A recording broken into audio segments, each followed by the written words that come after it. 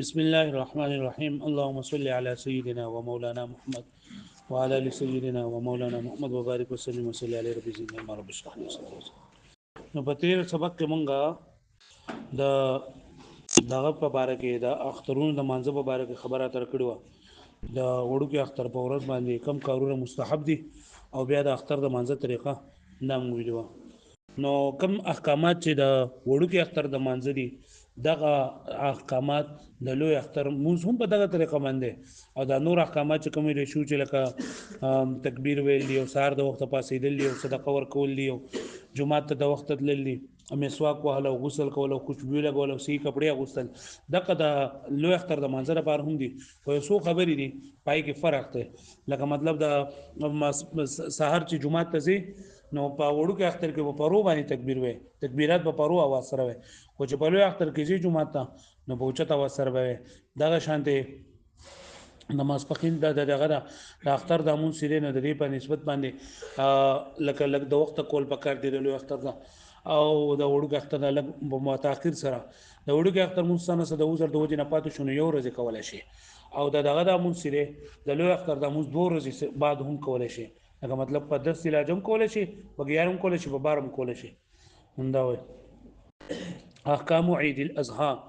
د لوی اختر احکامات واحکام عید الاضحى مثل احکام عید الفطر د عید الاضحى احکامات دا هم د عید الفطر دا احکام بشان دي وصلاه عید الاضحى مثل صلاه العيد او دا لوی اختر منځ هم د وړو اختر د منځ بشان دي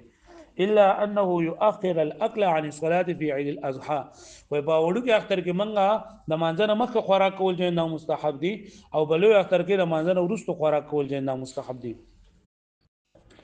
پوښوي الا انه يؤخر الاكل مؤخر کوي با خوراک بعد د مانځنه په عيد الاضحى کې ويكبر في التقرير طريق جهرا او په لار باندې با په زور سره تکبیر وای دای کې چې په عید الفطر کې په ورو باندې تکبیر وي او په دای کې په 50 سره په عید الاضحى کې ويعلم احکام الاضحيه وتكبير التشريق في خطبه عيد الاضحى او د عید الاضحى په خطبه کې با خلق تبع احکام د اضحيه بخي او دا شان تکبیر التشريق چرنده ورته خي بل فرق يجوز تأخير صلاة عيد الأضحى إلى 12 من ذي الحجة إذا كان عذر چې د لوی اختر منځ دا مؤخر کولای شي د 12 ذی الحجه پورې کچرته عذر وي که عذر وي نو بیا د اختر د منځ سره د لکه په 12 ذی الحجه پورې کولای شي په 10 ذی الحجه کو د اختر روزي په 11 هم کولای شي او په 12 باندې هم کولای شي پوه شئ کو د وړو کې اختر منځ سره نه هغه صرف په سبا باندې کولای شي بیا یجب تکبیر تشریق مره جهرا وي تکبیر تشریق په لوی اختر کې تکبیر تشریق ویل جنن دا واجب دي په جهرا په زور باندې تکبیرات تشریق الله اکبر لا اله الا الله والله اکبر ولله الحمد دا هر مانځنه بعد دا هر فرض مانځنه ورستو کاغه مقیم دی که مسافر دی وابه یو پیرال په زور باندې ویل دا لپاره واجب دي زنانه به هم وي خو زنانه به پرو आवाज وای په زور نه وای دومره په زور باندې وای چې په خپل باندې ووري چې بو تکبیر او دا پاس دغه منځونو پته یې منځونو کې دا نو تاریخ نه شروع شي او د 13 ذی الحجه دا مازیګر پورې وي يجب تکبیر التشریق مره واجب دي تکبیر تشریق او پیرا جهرا بزور باندې من بعد فجر يوم العرفه د يوم العرفه د اختر د سار د مانځنه بعد یعنی يوم عرفه څه دی وهو اليوم التاسع من ذي الحجه دا نهم ذي الحجه تاریخنا الى عصر يوم الثالث عشر من ذي الحجه د ذي الحجه د 13 تاریخ پورې انا كل من صلى الفرض فهغه چا باندې تکبیر تشریق ول واجب دي کم کس چې فرض منځ وکي سواء برابر خبر ده صلى جماعه او صلى منفردا کله به جماعت سره منځ کوي او کوي واجب منځ کوي مسافرن کانه مقیمن که مسافر او که مقیمی ذکرن او کانه انثى کنارینه او کدنانوی قرویا کان او حضریا کاغه د کلی باشندوی او کدا خار باشندوی مطلب په هر دې کې وسیږي ولکه دا تکبیر تشریق دا بده وي هغه پوښتنه ونه معنی صلاه الخسوف والخسوف دا کله د شوشي کنه چې د انور تندر ودی سي نو په دغه ټیم کې چې کوم مونږ کولای کیږي نو دې دی صلات کسوف او کله چې دا سپوږمۍ تندر ونیسي او په دغه ټیم کې کوم منځ کېږي نه دي ته ویل صلات الخسوف دا منځونه صلات الخسوف او خسوف سره نه دا مستحب منځونه دي مستحب منځونه دي په دوانو کې فرق دا دی چې په صلات الخسوف کې یعنی دا انور تندر نیول په کې سورج ګرهن په وخت کې په جماعت سره منځ دي او په صلات الخسوف کې منفردن منځ دي پیغمبر صلی الله علیه وسلم زوی چې کله وفات شو حضرت ابراهیم صاحب کله چې وفات شو پیغمبر علیه الصلاه والسلام ډیر زیات لکه خفو او په دا ورځ باندې پیغمبر علیه الصلاه والسلام چې کله بار درو انور تندر نیول نو صحابه کرامو دا خبره مشهور کړله چې د پیغمبر علیه الصلاه والسلام د ژوند وفات وجنه دا نن نغم خبره نور اوس مومن خبره نور تندر نه ولې نو پیغمبر صلی الله علیه وسلم وروته بهر ته دوی چې دا خدای الله تعالی نه کړي دا چې د مرګ د وجنه یا د چا د ژوند د وجنه چې نه نه کیږي بلکې به دې باندې حالت راځي او چې کله دا حالت راشي نو تاسو په مانځ باندې ودرېږئ مونږ کوي او دعاګانې د الله تعالی نه غواړي په دغه وخت کې نو صلاه الكسوف اول خسوف صلاه الكسوف صلاه الخسوف الكسوف كسوف ستوي هو ذهاب ضوء الشمس لحلوله القمر بينها وبين الارض چې کله وای د سپوږمۍ د انور او د ځمکې په منځ کې راشي نو د نور جنن دا خپل رڼا لګه کم کی نور خپل رڼا سکی بیا په بعضی ملکونو کې ورته چې د سپوږمۍ بالکل مخامخ جو پای کې نور لګه بالکل لګه پناشي په بعضی کې دي یو سایډ دی او خصوص څه وای هو ذهاب ضوء القمر او بعضه لیلا دا چې د سپوږمۍ د رڼا تلل ټوله رڼا یا بعضی د شپې لحلوله الارض بينه وبين الشمس زکه چې د ځمکه د سپوږمۍ او د نور په منځ کې راشي پوه شو به معنی ولا يحدث ذلك او دا ناراضي الا ليلا عند ابدار القمر مگر باش په معنی چې کله سپوږمۍ چنده پوروي ابدار القمر سپوږمۍ پوروي اذا وقعت الارض حائلا بينه وبين الشمس کله چې ځمکه د دې او دای په منځ کې راشي هغه پوه شو به معنی ها موږ ته په پښتو کو سپوږمۍ تندر ونی ولا او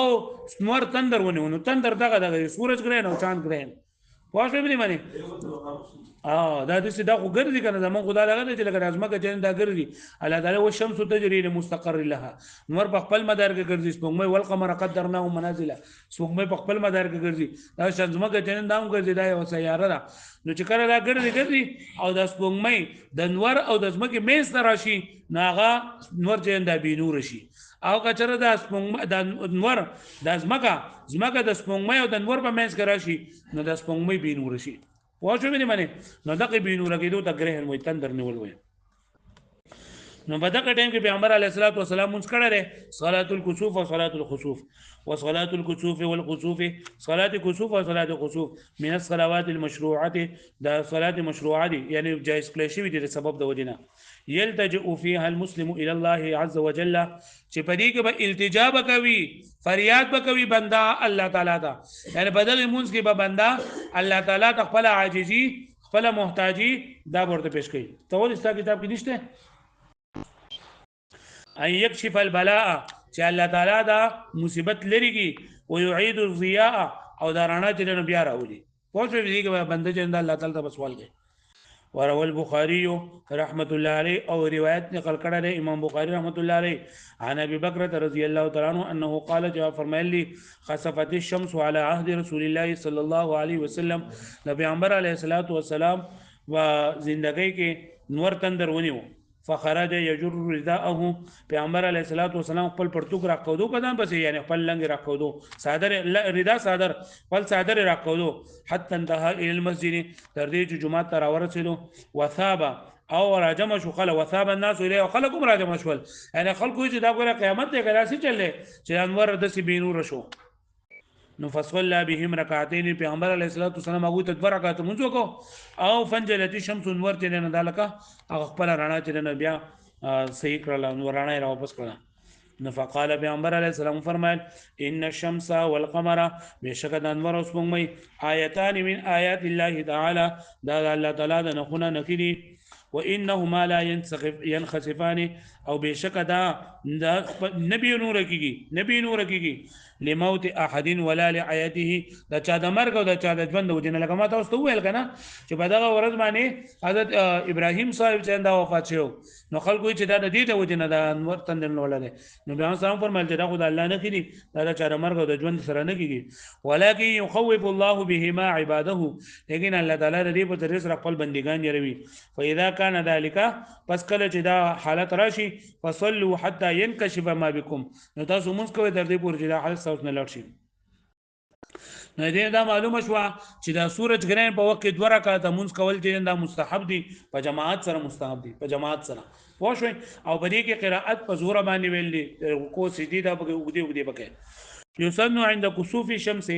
ان تصلي بالجماعه ركعتان وهي سنت کله شوی دي د انور تندر نیولو په وخت کې چې 2 رکعاتونه وکړل شي په جماعت سره یا 3 رکعاتونه وکړل شي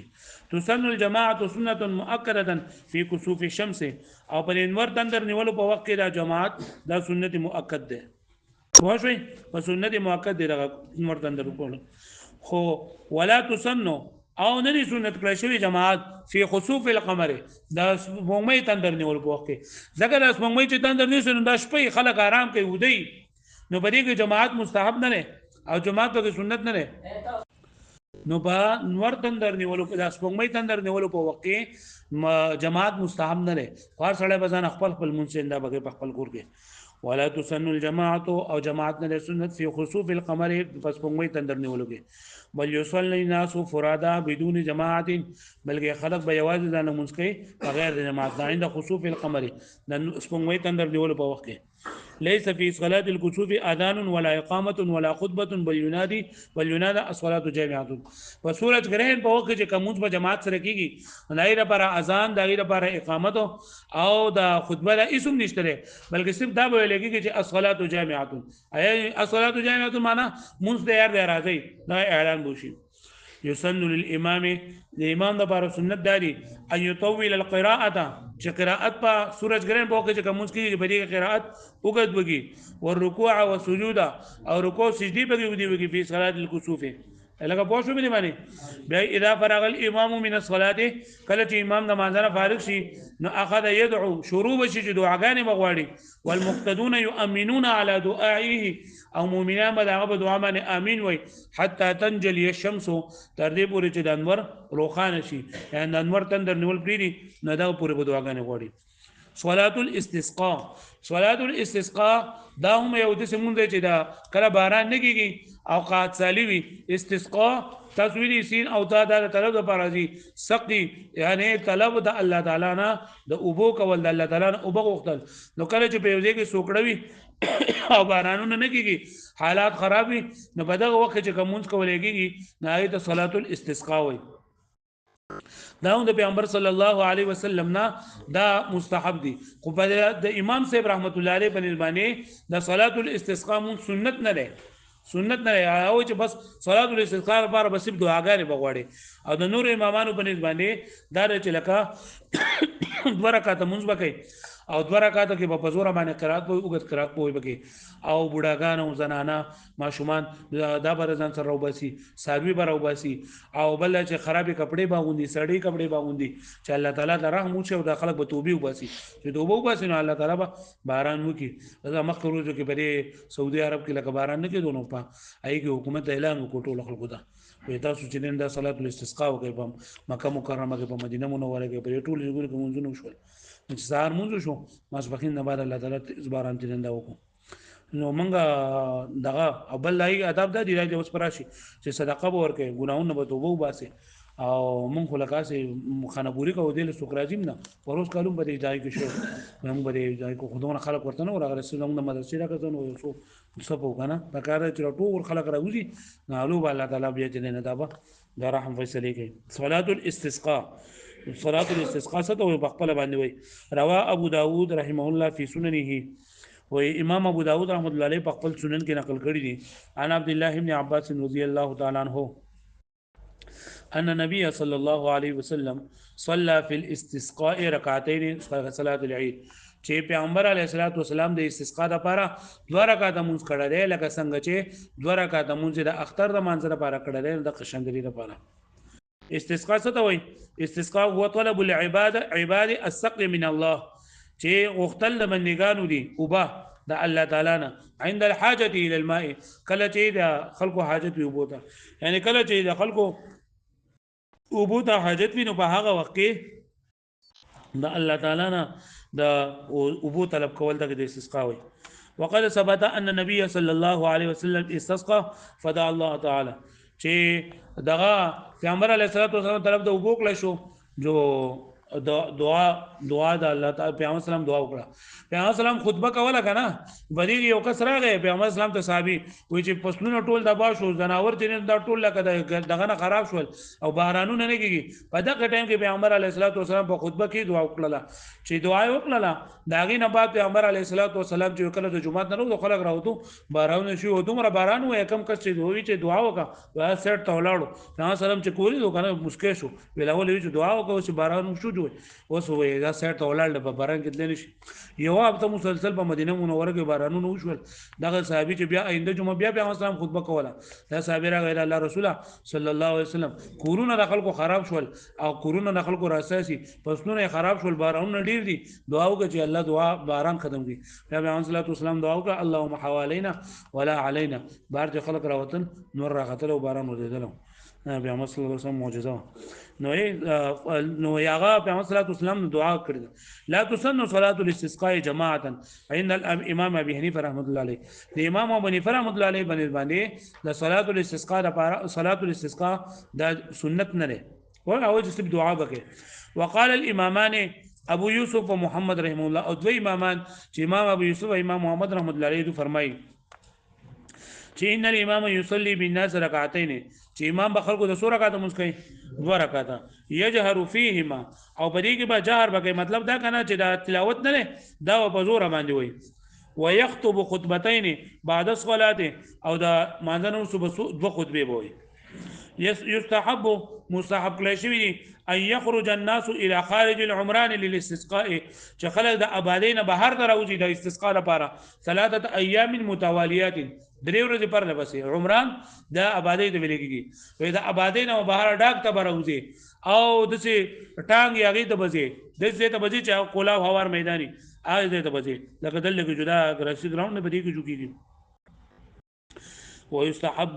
او مستحب دي ان يخرج الناس مشاتا، چې د خلک راوځي پیاده، یعنی بغاړو کې باندې پیاده برازي چې الله تعالی لره مرشي، لکه دا اصل کې خپل توبه الله پاک خپل عاجزي ښکارا کولی او څومره دا پرې کې الله پاک د عاجزي کې دومره بستاقه دعا به قبليږي.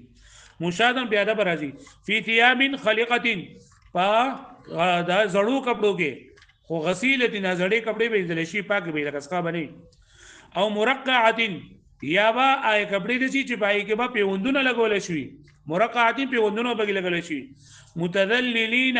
په داسې حال کې برازي چې دوه عاجزي کوونکی وي،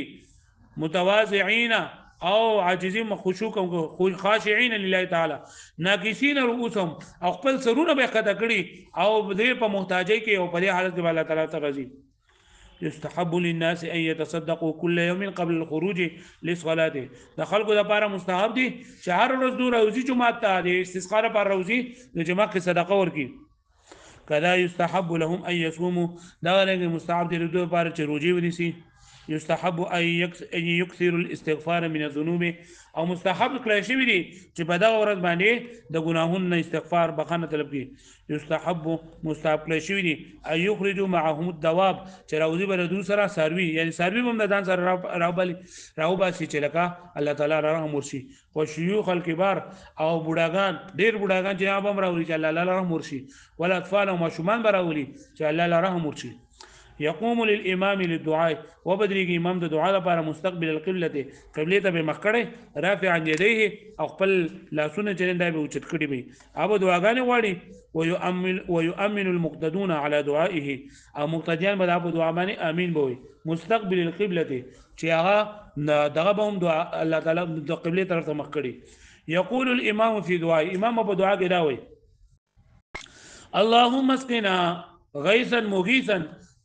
نافعا غير ضار، یا الله په موږ باندې موږ له اوبه راکې موږ باندې راووره غیثن مغیثن موسلادال بارش یعنی پر لپسې چې غټو غټو څاڅکو والا باران وي نافعا